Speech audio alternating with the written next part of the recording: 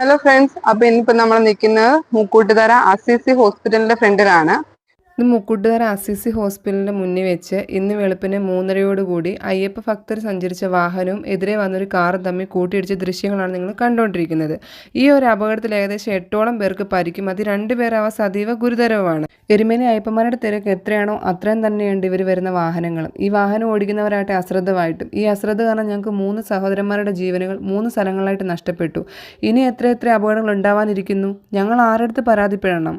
ഇത് ഇന്നലെ എരുമേലി ചരള മുസ്ലിം പള്ളിക്ക് ഫ്രണ്ടിൽ വെച്ച് അപകടമരണത്തിനിടയായ ജസ്സിൻ സാജു എന്ന വ്യക്തിയുടെ ബൈക്കാണ്. ഇദ്ദേഹം സഞ്ചരിച്ചിരുന്ന ഈ ബൈക്കിന്റെ പുറകിലായിട്ട് ഓവർ സ്പീഡിൽ വന്ന അയ്യപ്പന്മാരുടെ മിനി ബസ് വന്ന് ഇടിക്കുമായിരുന്നു. അദ്ദേഹം അവിടെ വെച്ച് തന്നെ മരണപ്പെട്ടു.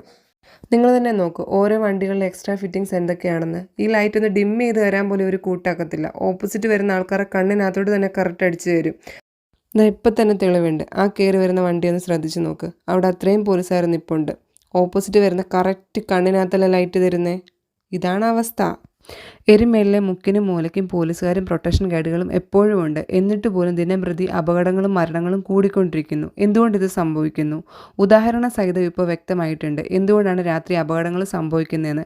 ഇനി ഇതിനെതിരെ ഇവർക്ക് ശക്തമായ ക്ലാസുകളും നിർദ്ദേശങ്ങളും നൽകിയതിനു ശേഷം മാത്രം കടത്തിവിടുക. അനുസരിക്കാത്തവരെ നിയമപരമായി നേരിടുക.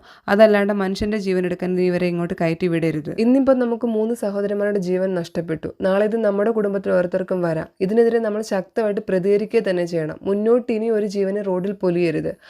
ഏറ്റവും കൂടുതൽ അപകടം സംഭവിച്ചിരിക്കുന്ന രാത്രി സമയങ്ങളാണ്. ഈ രാത്രി സമയങ്ങളിൽ അപകടം സംഭവിക്കാനുള്ള കാരണമാണ് എക്സ്ട്രാ ലൈറ്റ് ഫിറ്റിംഗ്സ്. തമിഴ്നാട്ടിൽ നിന്നും മറ്റ് അന്യ സംസ്ഥാനങ്ങളിൽ നിന്നും വരുന്ന അയ്യപ്പ തീർത്ഥാടന വാഹനങ്ങളിലെ LED എക്സ്ട്രാ ലൈറ്റ് ഡെക്കറേഷനുകൾ വഴിയിൽ വെച്ച് തന്നെ മോട്ടോർ വാഹന ഡിപ്പാർട്ട്മെൻറ്റും പോലീസുകാരും അഴിച്ചു മാറ്റാനുള്ള കർശന നിയമ നടപടി സ്വീകരിക്കണം.